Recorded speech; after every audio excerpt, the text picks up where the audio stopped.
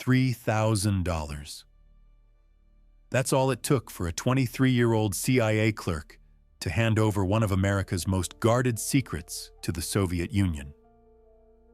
While intelligence agencies spent billions perfecting their spy satellites, William Campiles walked into the Soviet embassy in Athens with a manual that revealed everything. But here's what makes this story truly unsettling. Campiles didn't consider himself a traitor. In his mind, he was about to become America's next great double agent. The young man from Chicago's South Side believed he was playing a sophisticated game of espionage chess. Instead, he handed the Kremlin a roadmap to America's most advanced surveillance technology. What drives someone to cross that line? Was it desperation, naivety, or something darker? And how does a low-level employee walk out of CIA headquarters carrying secrets that could reshape the balance of power between superpowers? Don't forget to like, leave a comment, and subscribe. You are not here by accident. The winter of 1978 would prove that sometimes the most dangerous operatives aren't the ones you suspect. William Peter Campiles was born on December 21, 1954, to Greek immigrant parents in Hegewisch, on Chicago's far south side. His childhood unfolded in the shadows of steel mills and factory smokestacks, where dreams seemed as distant as the downtown skyline. The family lived in a cramped rental apartment, paycheck to paycheck. When William was 9, his father passed away, leaving his mother to raise him alone. She found work at the Ford factory, her hands growing rough from assembly line labor, while young William excelled in school with a quiet intensity that his teachers noticed. College came through a combination of his father's Social Security benefits, a state grant, and William's own work in the university cafeteria. At Indiana University, he studied political science with the kind of focus that suggested bigger aspirations than his modest background might have predicted. But what really captivated Campiles wasn't classroom theory. He devoured spy novels, watched every espionage thriller he could find, and dreamed of a life far more exciting than anything Hegewisch could offer. The world of intelligence agencies represented everything his upbringing had lacked in his view: prestige, purpose, and the chance to matter on a global stage. In 1977, fresh out of college, Campiles achieved what seemed like his greatest dream. The CIA recruited him directly from Indiana University. Finally, he was part of something that mattered, or so he thought. The son of immigrant parents and a one-time altar boy, Campiles wanted to be a covert agent. He envisioned himself in exotic locations, cultivating sources, unraveling international conspiracies. The reality proved far more mundane. His CIA job involved routing message traffic, essentially administrative work that kept him chained to a desk, rather than operating in the shadows he'd envisioned. Day after day, he processed communications, filed documents, and watched as others seemed to handle the exciting assignments he coveted. This wasn't the glamorous world of international intrigue he'd dreamed about. It was bureaucracy with a security clearance. When he didn't get a transfer after a year, he quit. But Campiles didn't leave quietly. Frustration and wounded pride began to calcify into something more dangerous. If the CIA wouldn't give him the respect he felt he deserved, perhaps he could find another way to prove his worth in the intelligence world. The KH-11 reconnaissance satellite manual represented the cutting edge of American surveillance technology. The KH-11 was the first American spy satellite to use electro-optical digital imaging, creating a real-time optical observation capability. It could photograph targets anywhere on Earth with unprecedented clarity, transmitting images back to intelligence analysts within hours. When he left, in anger, he took a top-secret manual giving detailed workings of the extremely sensitive KH-11 spy-in-the-sky satellite. Perhaps he saw it as leverage.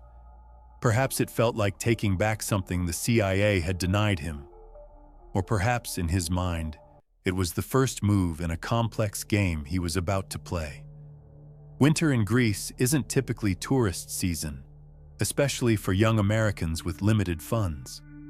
In January 1978, Kampiles surprised his friends by flying unexpectedly to Athens, Greece, in the middle of winter, which was highly uncommon, instead of summer as most Greek Americans did. What drove him to make this sudden, expensive trip? According to his later testimony, Kampiles had convinced himself he was about to launch an elaborate intelligence operation. In true James Bond-like fashion, according to his attorney, he hoped he was launching an intrepid career as a double agent with the U.S. Central Intelligence Agency. The plan, as Kampiles understood it, was brilliantly simple. Sell secrets to the Soviets, then return to the CIA as a valuable asset who had successfully infiltrated Soviet intelligence networks. He would be the hero who had penetrated the enemy from within. He walked into the Soviet embassy there, asking to speak to an agent to sell the top-secret KH-11 manual. The scene unfolds like something from a thriller. A nervous young American, carrying documents that detailed one of his country's most sophisticated intelligence tools, approaching guards at an enemy embassy. He later said that he sold the manual to an agent named Michael at the Soviet embassy in Athens for $3,000. He was given a camera and instructions to gather and bring back more secrets. $3,000. For context, that amount could buy a decent used car in 1978. But the value of what Kampiles had just handed over was incalculable. The Soviets discovered their monumental intelligence error last winter when William P. Kampiles, a former CIA watch officer, sold them for $3,000 the manual describing what the KH-11 could do. The Soviets had been trying to understand American satellite capabilities for years. Suddenly, they had the instruction manual. The CIA became concerned when Kampiles wrote to a former CIA colleague that he had been contacted by Soviet intelligence. But this wasn't a panicked confession. In Kampiles' mind, this was the next phase of his double agent operation. He then told the CIA for whom he worked and what he had done in the hopes that they would hire him as a double agent. Can you envision that conversation? A former employee walks in, admits to selling state secrets to America's primary adversary, then expects to be congratulated and recruited. The CIA's reaction wasn't what Kampiles had anticipated. Instead of praise for his initiative, he found himself under intense scrutiny. Intelligence professionals don't appreciate freelance operations, especially ones that compromise national security. According to undisputed testimony at the spy trial of former CIA officer William Kampiles in U.S. District Court, he was to have gone back to Greece last summer to meet his Soviet contact, but only after following an elaborate script. The Soviets had given him detailed instructions for future meetings, complete with recognition signals and backup plans. But by then, the FBI was watching. Every move Kampiles made, every contact he attempted, was being documented. The web was closing around him, though he seemed oblivious to the danger. Defense lawyers for spy suspect William P. Kampiles emphasized the lax practices in U.S. District Court, where Kampiles was standing trial on espionage charges. His attorneys argued that CIA security was so casual that many employees routinely took classified materials home. The defense painted Kampiles as a naive young man who didn't fully understand the implications of his actions. CIA employees have been taking classified documents home with them in flagrant and deliberate violation of the agency's security rules for a long time, a federal court jury was told. But prosecutors saw something more sinister.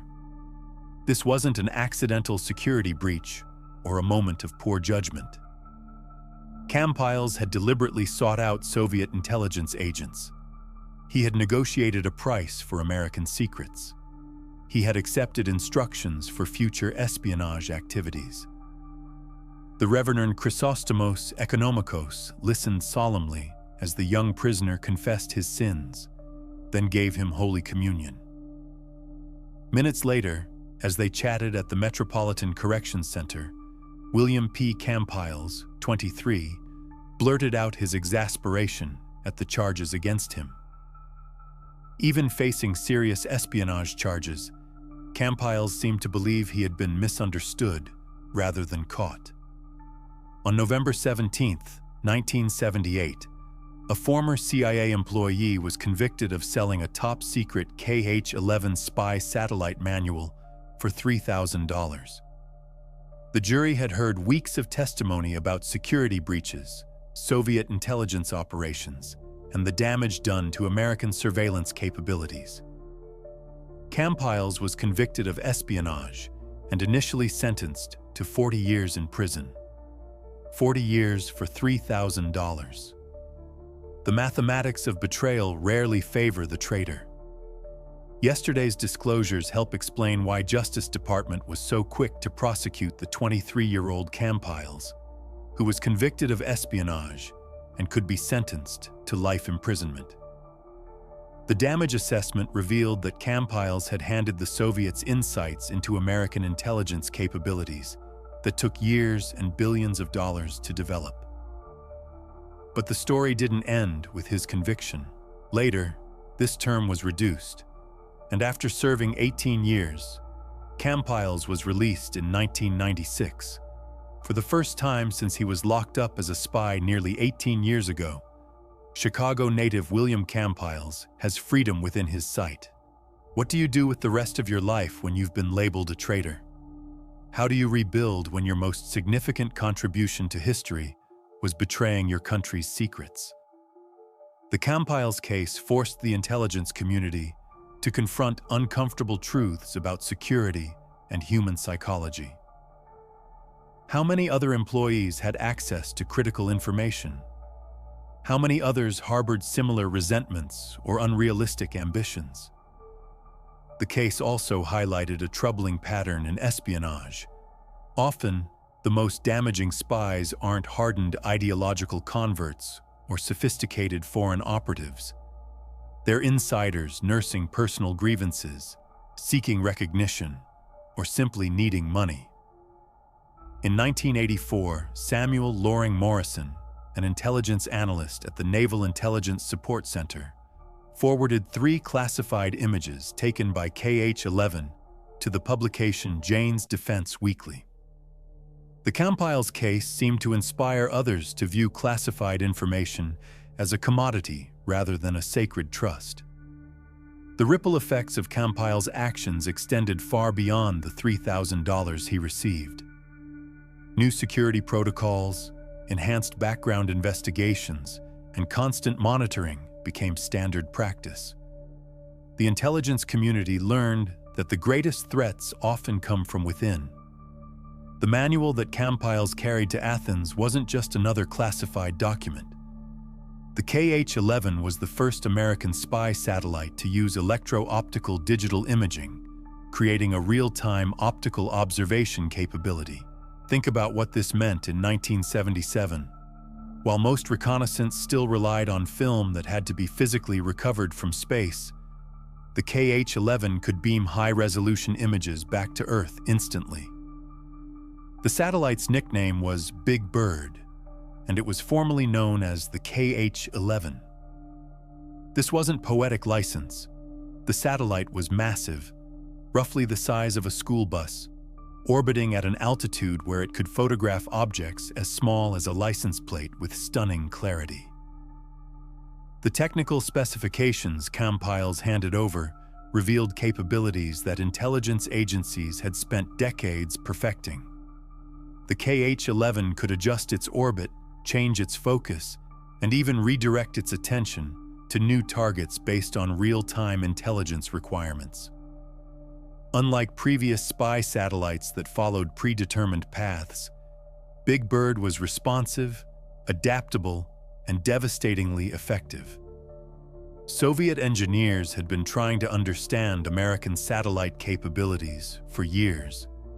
They knew American satellites were taking pictures, but they didn't know how good those pictures were, how quickly they could be transmitted, or what kind of detail they revealed. Suddenly, thanks to one disgruntled clerk, they had the complete technical manual. The damage extended beyond just knowing American capabilities. The manual revealed blind spots, operational limitations, and the specific wavelengths and imaging techniques used. This information allowed Soviet military planners to develop countermeasures, camouflage techniques, and operational timing that could minimize their exposure to American surveillance.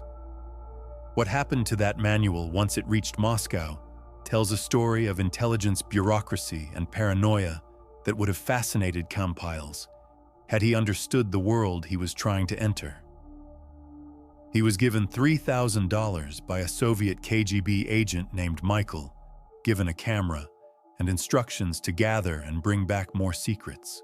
The agent Michael, certainly not his real name, was likely a low-level intelligence officer working out of the Athens embassy. $3,000 was pocket change for the KGB, a test amount to see if this young American was serious. But inside Soviet intelligence headquarters, the manual created a sensation. Technical analysts pored over every specification, comparing American capabilities to Soviet satellite technology.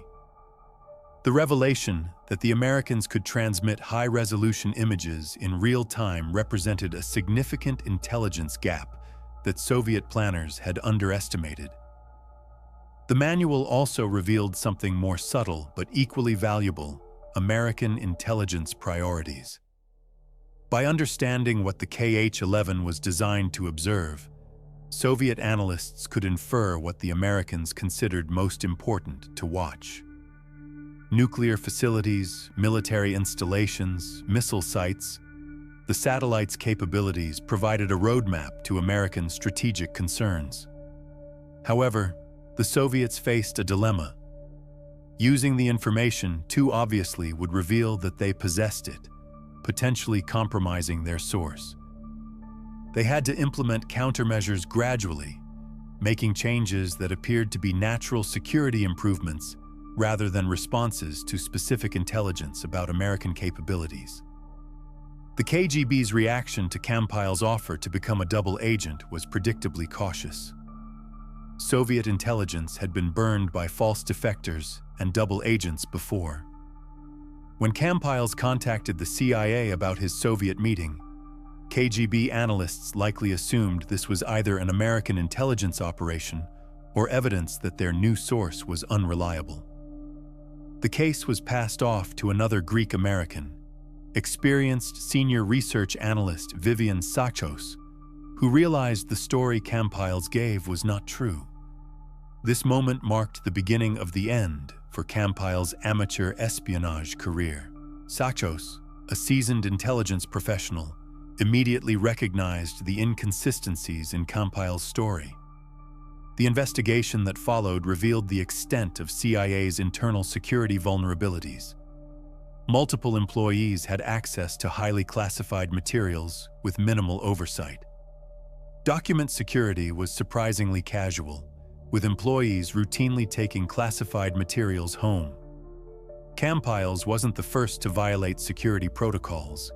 He was simply the first to get caught selling secrets to a foreign power. The CIA became concerned when Kampiles wrote to a former CIA colleague that he had been in contact with the Soviets and that they were seeking information. Kampiles offered to give them disinformation as a CIA double agent. Even facing scrutiny, Kampiles continued to believe he was orchestrating a sophisticated intelligence operation rather than digging himself deeper into legal jeopardy. The FBI investigation revealed a pattern of behavior that suggested premeditation rather than spontaneous betrayal. Kampiles had researched Soviet embassy procedures, planned his trip to Athens specifically to make contact, and prepared the stolen manual for sale.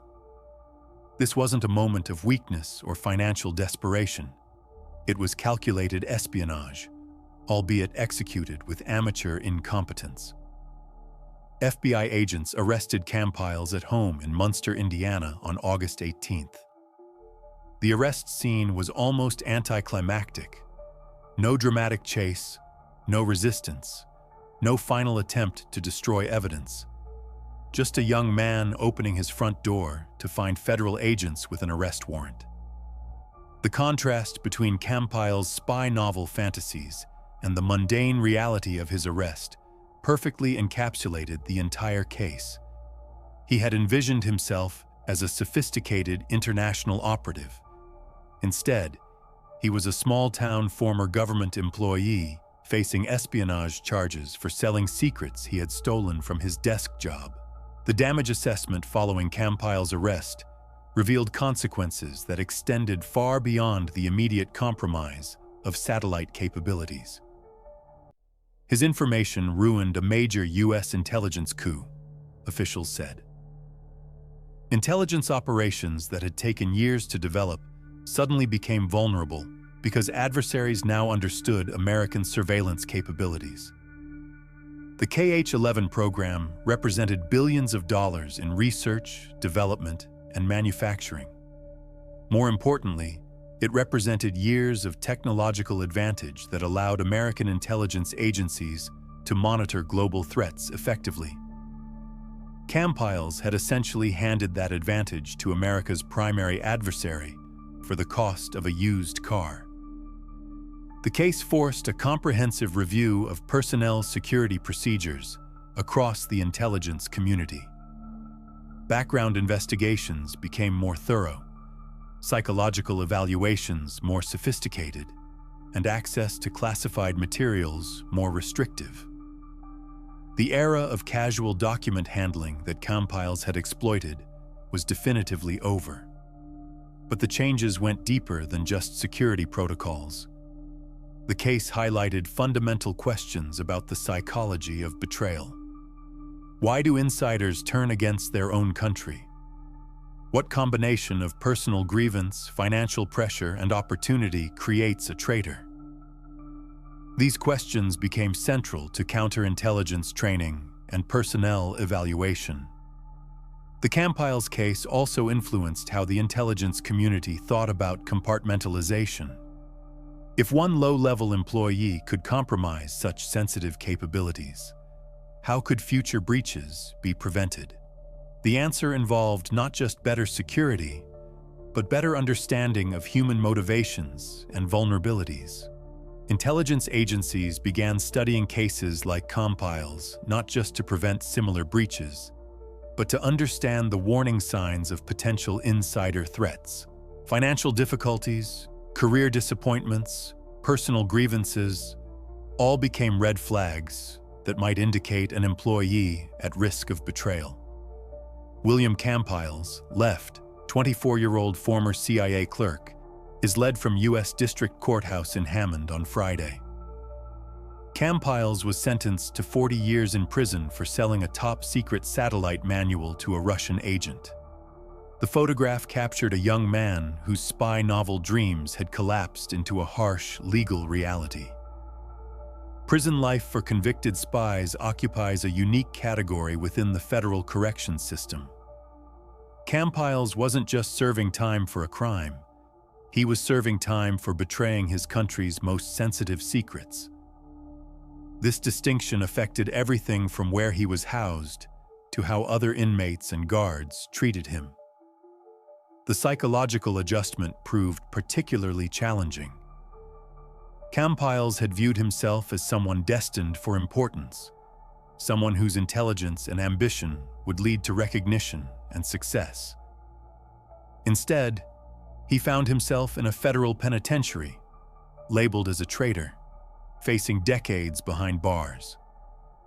For the first time since he was locked up as a spy nearly 18 years ago, Chicago native William Campiles has freedom within his sight. If his request for placement in a halfway house is granted, the one-time CIA clerk who passed U.S. satellite secrets to the former Soviet Union could be out of prison. The 1996 news report revealed that Campiles had served 18 years of his 40-year sentence. What had changed during those 18 years? The Cold War had ended. The Soviet Union had collapsed. The satellite technology he had compromised had been superseded by newer, more advanced systems. The world that had defined his crime had fundamentally transformed while he remained imprisoned. The reduction of his sentence from 40 years to approximately 19 years reflected several factors: good behavior, the changed geopolitical landscape, and perhaps a recognition that the young man who had committed espionage was different from the middle-aged man who had spent nearly 2 decades reflecting on his choices. In 1996, it was reported that he was to move to a halfway house to prepare for his release. Strangely, there had been no further media coverage of the case since that time. This silence speaks volumes about the challenges facing released spies trying to rebuild their lives. What do you do when you're released from prison after serving time for espionage? How do you find employment when your most notable life experience involves betraying national secrets? How do you rebuild relationships with family members who lived with the shame of your conviction for nearly 2 decades? Campiles faced the unique challenge of reintegrating into a society that had moved on from the world he had known. The internet had transformed communications. The Soviet Union had become multiple independent nations, and satellite technology had advanced far beyond what he had compromised in 1978. The lack of media coverage following his release wasn't accidental. Former spies, particularly those who committed crimes against their own country, often fade into deliberate obscurity. They change their names, move to different areas, and construct new identities that allow them to live quietly without constant reminders of their past betrayals. Yet the questions surrounding Campiles' case remain relevant. In an age of increasing technological sophistication and global connectivity, the potential for insider threats has only grown. The same personal grievances, financial pressures, and access to sensitive information that motivated Campiles continue to create vulnerabilities within intelligence agencies and defense contractors. Modern cases echo the Campiles pattern. Individuals with access to classified information who believe they can profit from or gain recognition through betrayal, often underestimating the consequences of their actions and overestimating their ability to manipulate complex intelligence relationships. KH-11 satellites are believed to have been the source of some imagery of the Soviet Union and China made public in 1997, as well as images of Sudan and Afghanistan made public in 1998 that were related to the response to the 1998 U.S. Embassy bombings. Despite Campiles' betrayal, the KH-11 program continued to provide valuable intelligence for decades. The satellites that Campiles had compromised continued orbiting, taking pictures, and supporting American intelligence operations long after his arrest. The design of the legendary National Reconnaissance Office, NRO, KH-11 type digital imaging reconnaissance spacecraft, top secret for 36 years, has been revealed by the NRO's transfer to NASA of 2 surplus recon satellite telescopes. This 2012 revelation demonstrated both the longevity of the program and the eventual declassification of technologies once considered America's most guarded secrets. The irony wasn't lost on intelligence professionals. The technology that Campiles had compromised for $3,000 continued providing valuable intelligence well into the 21st century. His betrayal had been damaging but not fatal to American surveillance capabilities.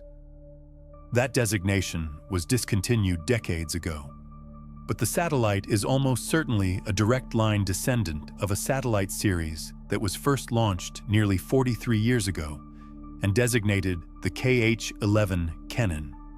Modern American spy satellites trace their technological lineage directly back to the system Campiles had betrayed. The case became a teaching tool within intelligence agencies, a cautionary tale about the devastating potential of insider threats. New employees learned about Campiles during security briefings, not just as an example of what not to do, but as a reminder of how personal grievances and unrealistic ambitions can lead to catastrophic decisions. William Campiles wanted to matter. Growing up in a working-class Chicago neighborhood, watching his mother struggle in a factory after his father's passing, he dreamed of a life that would elevate him above his circumstances. The CIA represented that opportunity until the reality of bureaucratic routine shattered his illusions.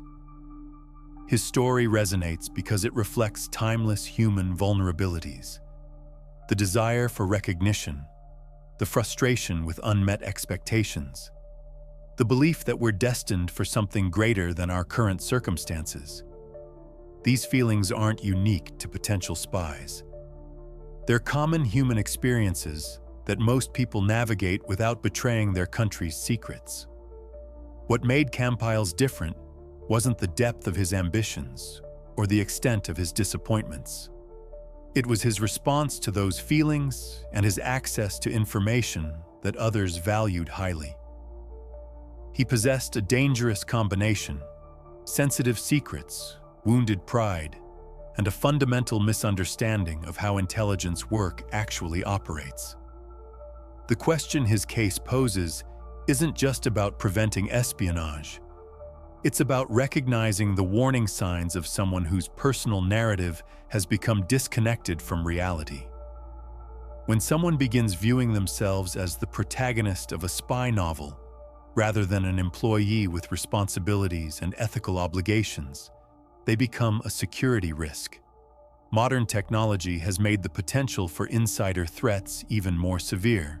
While Campiles had to physically steal a paper manual and carry it to a foreign embassy, today's potential betrayers can transmit vast quantities of classified information instantly and anonymously. The democratization of surveillance technology means that the next Campiles might not compromise just satellite capabilities, but entire intelligence networks. Yet the human element remains constant. Behind every security breach is a person who made a choice to betray trust. Understanding why people make that choice, whether from greed, ideology, revenge, or misguided ambition, remains as important as implementing technical security measures. William Campiles traded America's eyes in the sky for $3,000 and dreams of spy novel glory. The satellites still orbit overhead, their descendants watching and recording with capabilities far beyond what he compromised 46 years ago. But his name remains attached to one of the most damaging intelligence betrayals in American history. A reminder that sometimes the greatest threats come from those we trust the most. In the end, the question isn't just how we prevent the next William Campiles. It's how we recognize him before he walks into that foreign embassy, carrying secrets that took billions of dollars and decades of work to develop, convinced that he's about to become the hero of his own espionage thriller.